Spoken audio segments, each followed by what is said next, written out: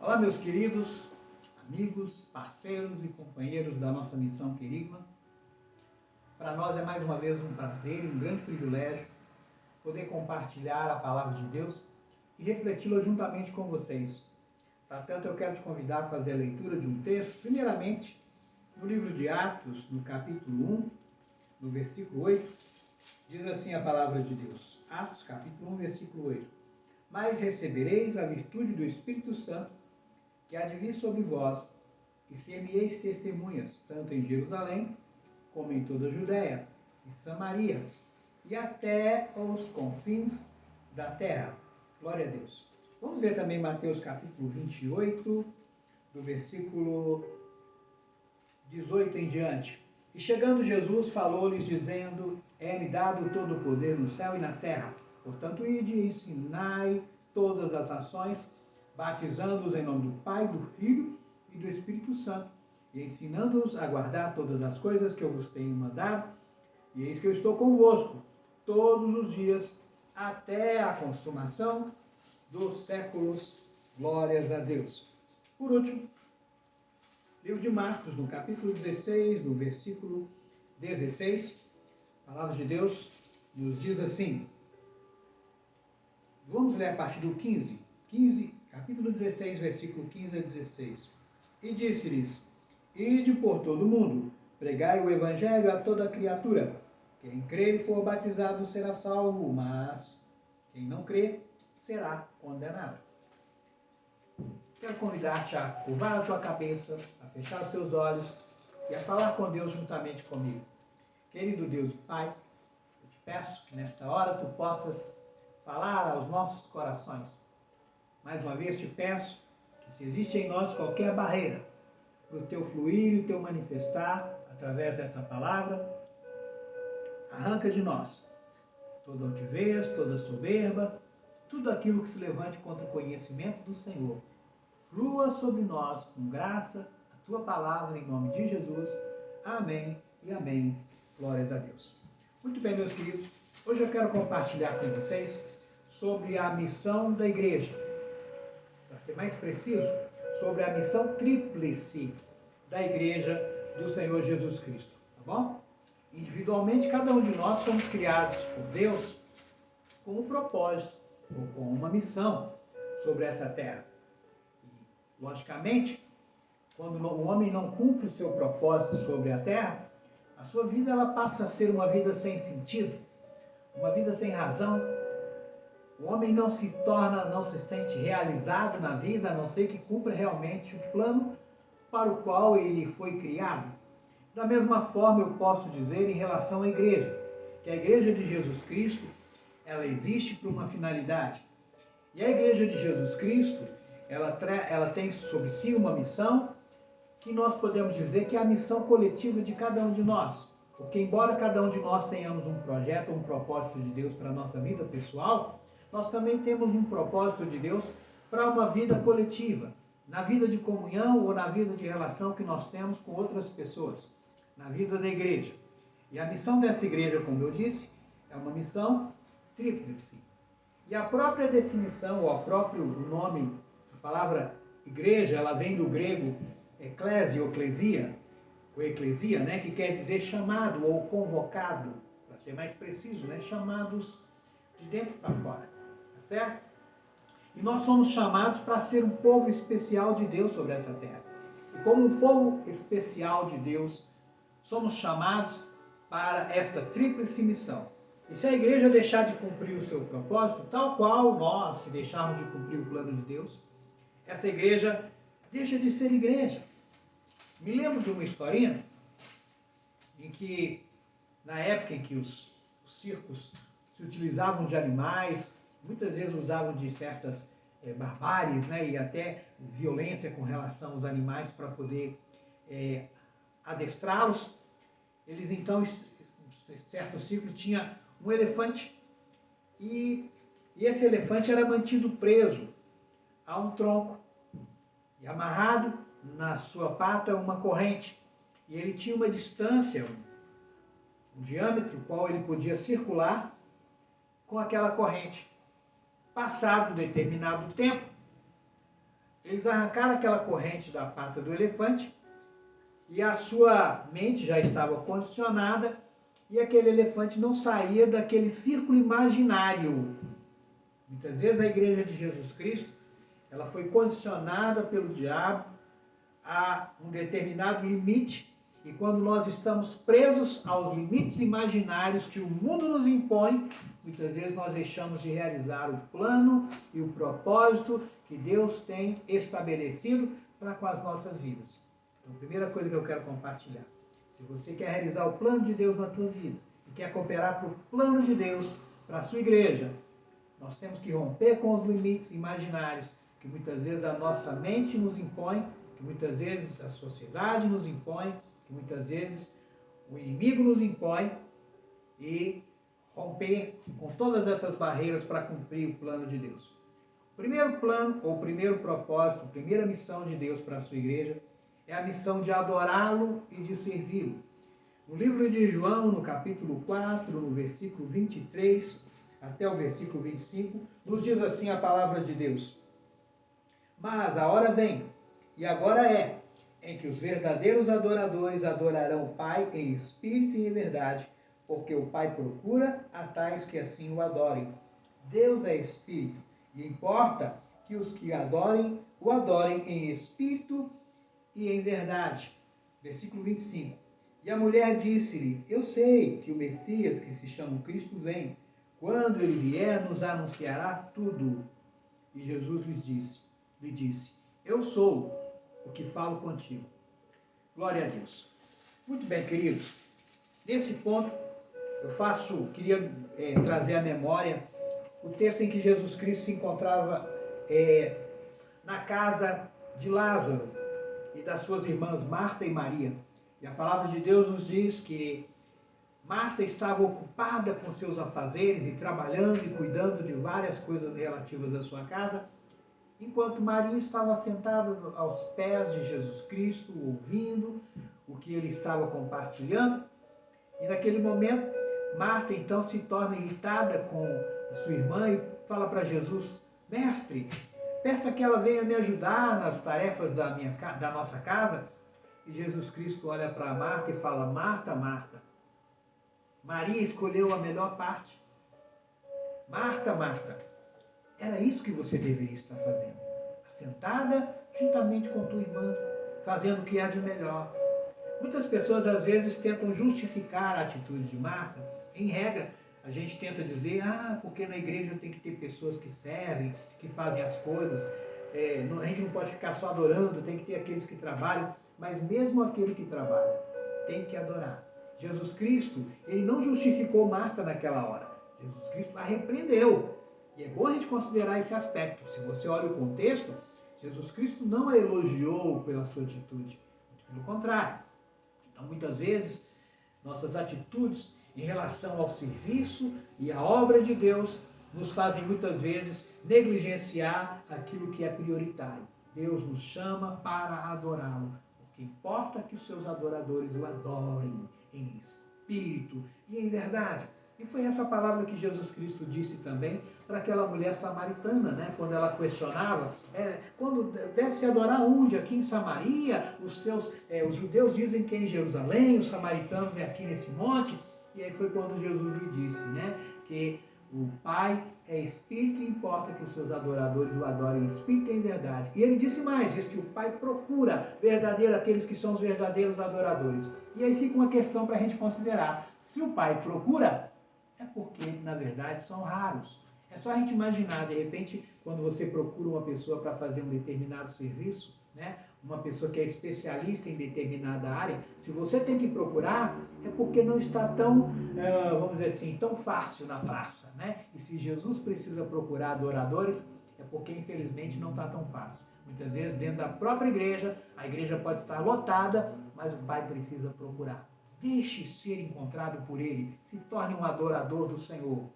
Segunda missão que Jesus Cristo tem para com a sua igreja é a segunda missão da igreja é a missão para consigo mesma. É a missão que nós temos para com os próprios membros do corpo de Cristo. A palavra de Deus nos fala no livro de 1 aos Coríntios, primeira carta de Paulo aos Coríntios, no capítulo 12, vai nos falar sobre, a partir do versículo 12, nos fala sobre os membros do corpo de Cristo. Diz assim: porque assim como o corpo é um e tem muitos membros, e todos os membros sendo muitos, são um só corpo, assim é Cristo também. Todos nós somos batizados em um Espírito, formando um corpo, quer judeus, quer gregos, quer servos, quer livres, e todos temos bebido de um Espírito. Porque também o corpo não é um só membro, mas muitos. E se o pé disser, porque não sou mão, não sou do corpo, não será por isso do corpo? E se a orelha disser, porque não sou olho, não sou do corpo, não será por isso do corpo? Se todo o corpo fosse olho, onde estaria o ouvido? Se todo fosse ouvido, onde estaria o olfato? Mas agora Deus colocou os membros no corpo, cada um deles como quis. E se todos fossem um só membro, onde estaria o corpo? Agora, pois, há muitos membros, mas um corpo. E o olho não pode dizer à mão, não tenho necessidade de ti, nem ainda a cabeça aos pés, não tenho necessidade de vós. Eu vou parar por aqui, depois você pode ler todo o capítulo 12, porque é extremamente interessante. E esse texto bíblico nos mostra a importância que tem o corpo de Jesus Cristo, ou cada membro do corpo de Jesus Cristo, em funcionar em benefício do outro. Quando uma mão se machuca, a outra mão cuida da mão que está machucada. Quando uma parte do corpo se fere, todo o corpo sofre. Não é apenas uma parte do corpo que sofre. Esse texto bíblico nos ensina que nós temos que ministrar uns aos outros. Existe na Bíblia uma sequência de mandamentos que a gente pode chamar de mandamentos recíprocos, ou mandamento do uns aos outros. Perdoai-vos mutuamente, amai-vos uns aos outros, confessai-vos uns aos outros as vossas culpas para seres curados. A palavra de Deus nos fala de uma infinidade de textos. Não mintais uns aos outros, não julgais uns aos outros.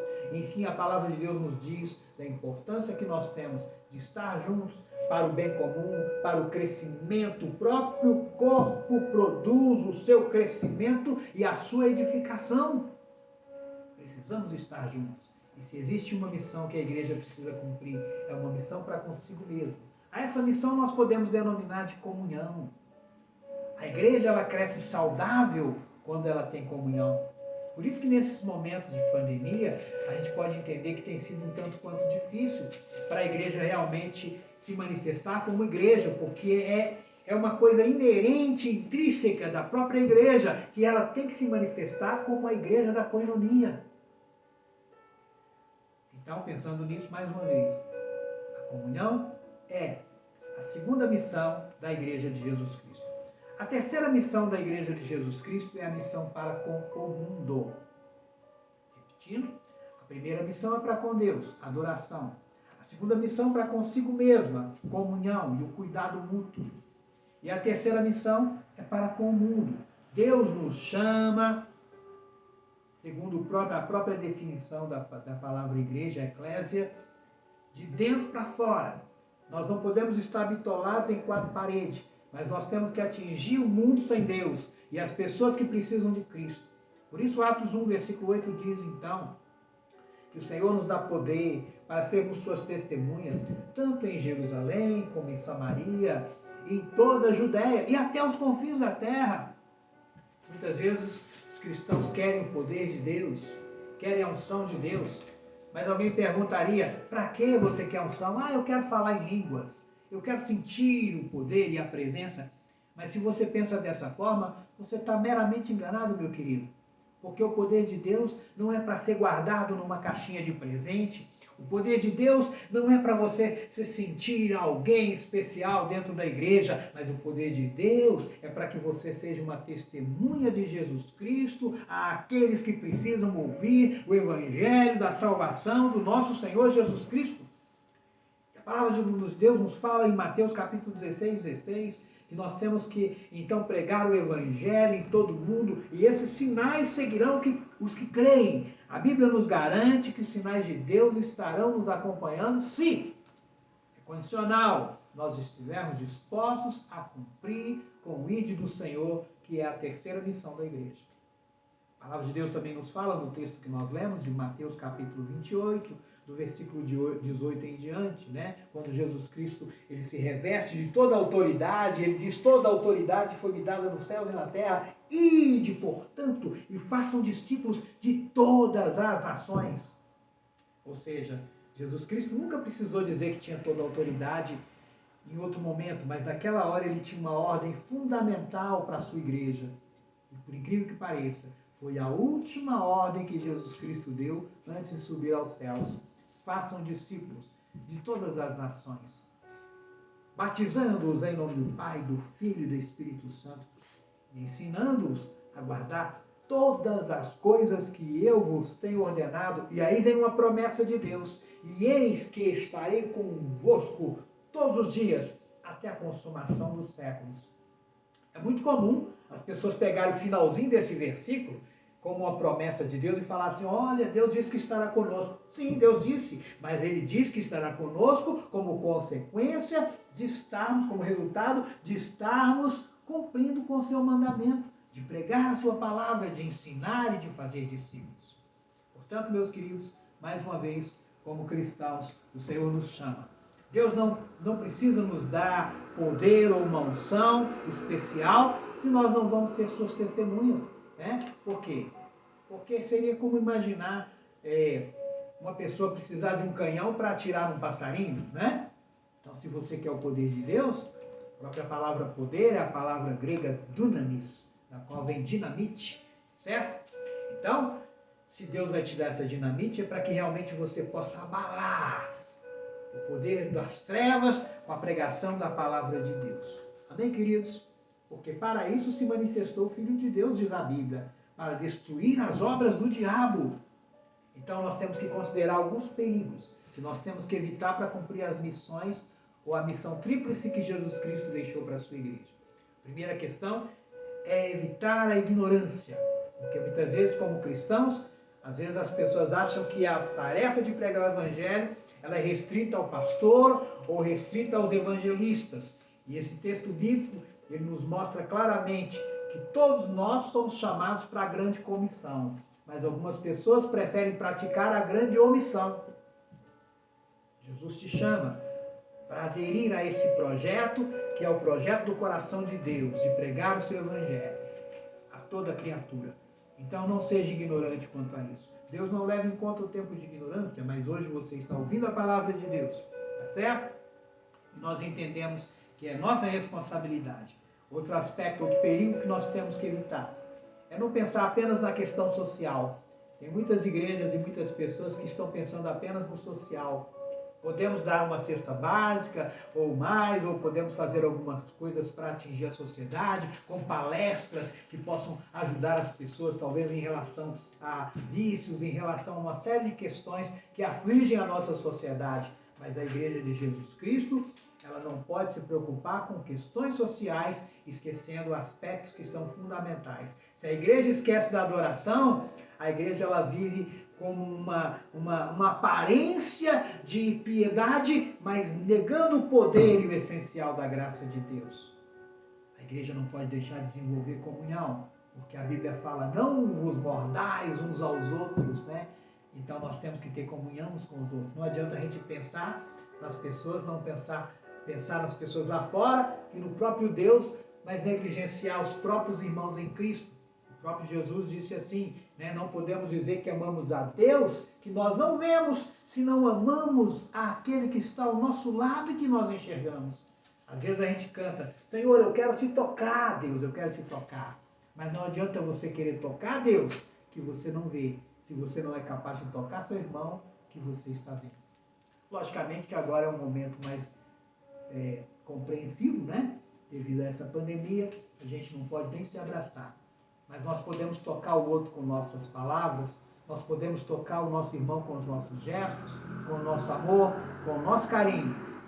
Toque, não apenas a Deus com sua adoração, toque o teu próximo, toque as pessoas lá fora. E por último, irmão, nós temos que tomar cuidado para que não nos falte a visão específica, tá bom? Não basta fazer a obra de Deus, nós temos que fazê-la onde Ele quer e da forma como Ele quer. Deus, Ele muitas vezes nos colocou de uma forma específica para um público-alvo. Algumas igrejas têm capacidade de pregar para empresários, outras têm mais habilidade de trabalhar com viciados, outras têm mais habilidade para trabalhar com artistas, com pessoas famosas. Não importa. Cada um na sua área, mas o que nós temos que fazer, não podemos negligenciar a nossa missão para com Deus, adore-o. A nossa missão para com o corpo, tenha comunhão com os seus queridos irmãos. E a nossa missão para com o mundo lá fora, carente da graça e do Evangelho de Jesus Cristo. Que Deus possa te usar e que você possa cumprir o plano de Deus na tua vida. Amém, meu querido? Amém. Glória a Deus. Deixa eu orar contigo nessa hora. Meu Deus e meu Pai, mais uma vez eu te peço que tu possas abençoar os meus queridos irmãos, a minha própria vida, a tua igreja, a fim de que possamos cumprir o teu plano estabelecido para nós. Usa-nos, Deus, como teus instrumentos nessa terra. Eu te peço agora, em nome de Jesus, que a tua igreja seja de fato igreja. Em nome de Jesus. Amém e amém. Portanto, meu querido, se inscreva no nosso canal, tá bom? Dê um like e participe muitas vezes ainda, porque Deus tem muito a te falar e a te abençoar. Deus te abençoe.